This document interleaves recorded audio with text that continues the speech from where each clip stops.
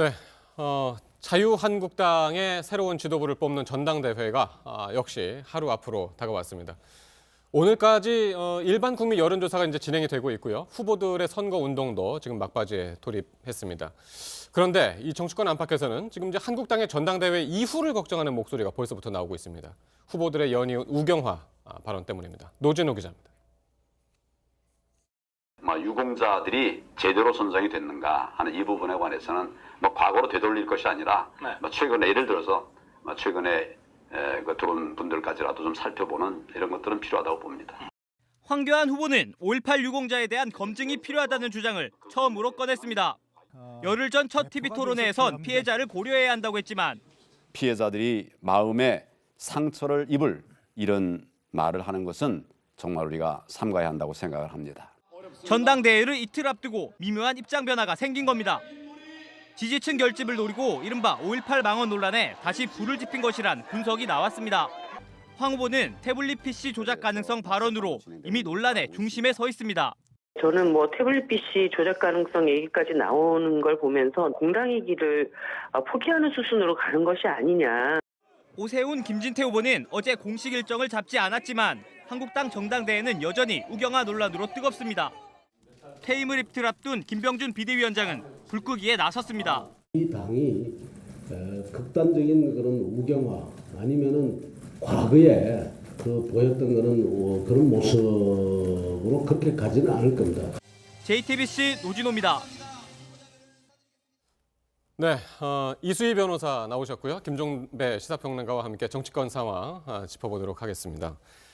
자, 자유한국당 전당대회도 이제 하루 앞으로 다가왔습니다. 예, 내일 오후입니다. 네. 아마 한 6시 전에는 그 결과가 발표가 될 것 같은데요. 예.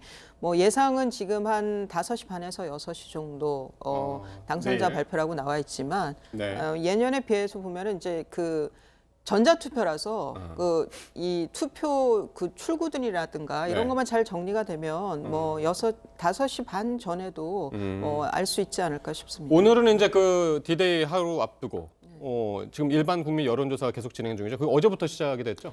예, 그러니까 이제 토요일 날 모바일 투표. 그거는 이제 책임 당원들이 이제 모바일 투표는 이거는 책임 당원이면 다 이제 할 수 있는 자진해서 참여하는 거고요. 네. 일요일 날에는 이제 각 시군구에 이런 투표소가 있습니다. 예. 거기에 일반 당원의 경우에는 이제 컴퓨터로 추첨된 분들, 또 책임 당원 중에 모바일 투표를 안 하시는 분들은 저 또 현장 투표를 하고요. 저 투표함이 다 그대로 내일 전당대회 장소에 와서 합산을 하게 됩니다. 네. 근데 한 24% 정도 모바일 투표의 경우에 투표율이요.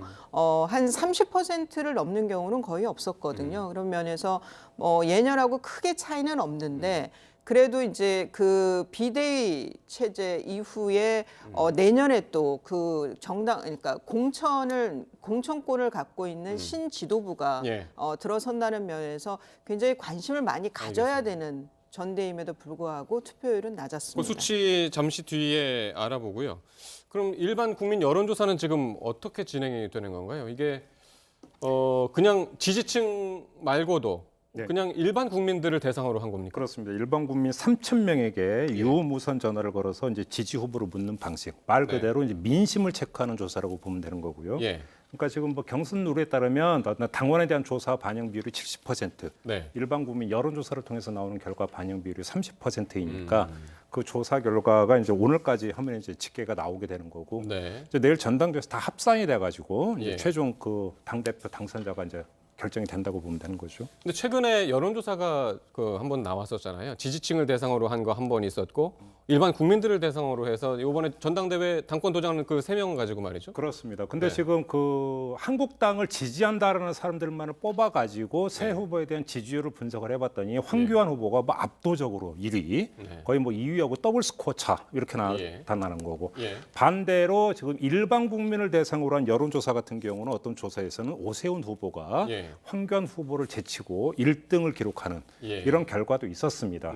그래서 일반 여론조사 결과가 이 당 대표를 선출하는데 어느 정도로까지 영향력을 미칠 것인가 이게 관심사인데 결론부터 말씀을 드리면 그렇게 영향력이 크지는 않을 것 같다. 왜냐하면 일단 반영 비율이 30%라고 하는 점이 하나가 있고 지금 어떤 당원을 대상으로 한 여론조사 결과를 가지고 보면 거의 더블 스코어, 그것도 20%포인트, 30%포인트 이렇게 벌어지기 때문에 예를 들어서 오세훈 후보가 뭐 일반 국민 여론조사에서 1위를 했다 하더라도 그 당원을 대상으로 한 여론조사의 결과를 뒤집을 정도로까지 이렇게 어떤 파워를 형성할 것 같지는 않고 다만 관전 포인트는 2위와 3위를 결정하는 데 있어서 일반 국민 여론조사의 결과가 이 2위와 3위의 어떤 그 등수를 바꾸는 데는 결정적인 요인이 될 수도 있을 것 같다. 왜냐하면 당원을 대상으로 한 어떤 조사에서도 2, 3위는 아주 박빙으로 나오고 있기 때문에 일반 국민 여론조사 결과가 오히려 상당한 영향을 미칠 가능성이 있다고 봐요. 아까 잠깐 봤었던 이제 일반 국민을 대상으로 한 여론조사를 다시 한번 보면은요.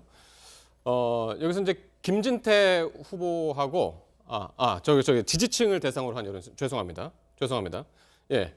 지지층을 대상으로 한 조사에서 보면은 김진태 후보가 오세훈 후보를 수치상으로는 앞서고 있습니다. 근데 이게 지금 오차범위 내여서 누가 앞서고 있다고 이제 딱 얘기하기는 의미가 없는 뭐 그런 수치이기는 하지만은 예상보다 지금 그 현장에서 이제 상당히 이제 목소리가 높았던 이제 태극기 부대라든가 이런 표심이 얼마나 작용할 것인가. 2위 싸움도 상당히 의미가 있는 거 아니겠습니까? 이게 이제 그 2위 싸움이라는 게 그 의미가 있다 그러면 향후 한국당의 그 방향이라고 그럴까요? 숙제 뭐 그다음에 그러니까 당 안에서 보는 바깥이 중요한 게 아니라 밖에서 보는 자유한국당을 어떻게 볼 거냐에서 오세훈 후보가 3위를 하고 그리고 득표율이 10% 후반대 정도에 머문다고 하면 뭐 20% 초반대도 마찬가지입니다.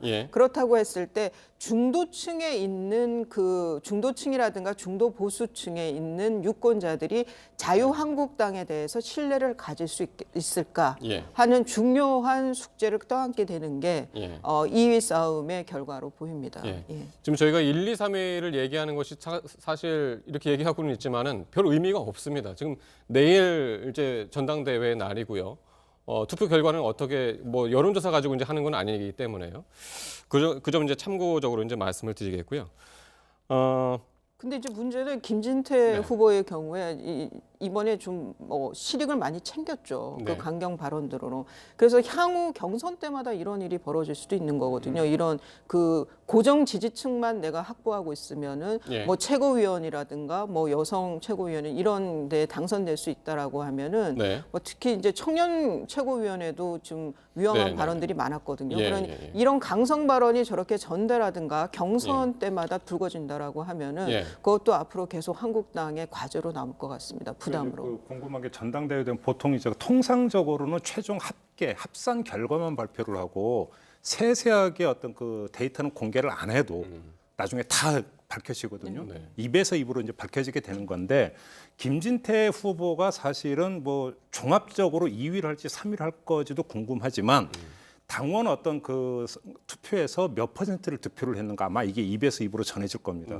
이거에 따라서 상당히 김진태 후보의 당내 어떤 운신의 폭이 많이 달라지게 될 텐데 지금 보면은 현장 투표율이나 모바일 투표율을 보면은 2017년 전당대회 때 떨어지지 않았습니까? 물론 뭐 그 차가 크지는 않습니다. 떨어졌는데 그 이야기는 무슨 이야기냐면 합리적이고 개혁적 성격을 띠고 있는 보수층은 거의 이번에 투표에 참여를 하지 않았다라고 아마 추론하는 게 맞을 거예요. 그러면 뭐냐면 강성이고 거의 어떤 그러니까 딱 붙어 있는 그러니까 이 충성도가 그러니까 가장 높은 당원들만 이번에 어떤 투표에 참여했다고 본다면 그들의 성향이 어떻겠는가 이렇게 추론해 본다면 일부 태극기 부대의 어떤 전파 효과가 이들 당원들에게까지 확산이 됐을 가능성. 그래서 김진태 후보가 당원 어떤 투표에서 상당히 높은 어떤 그 득표를 기록할 가능성을 배제할 수가 없다. 이것이 아마 당내에 던지는 메시지가 지금 이수희 변호사가 이제 제기하신 문제가 바로 그 점일 겁니다.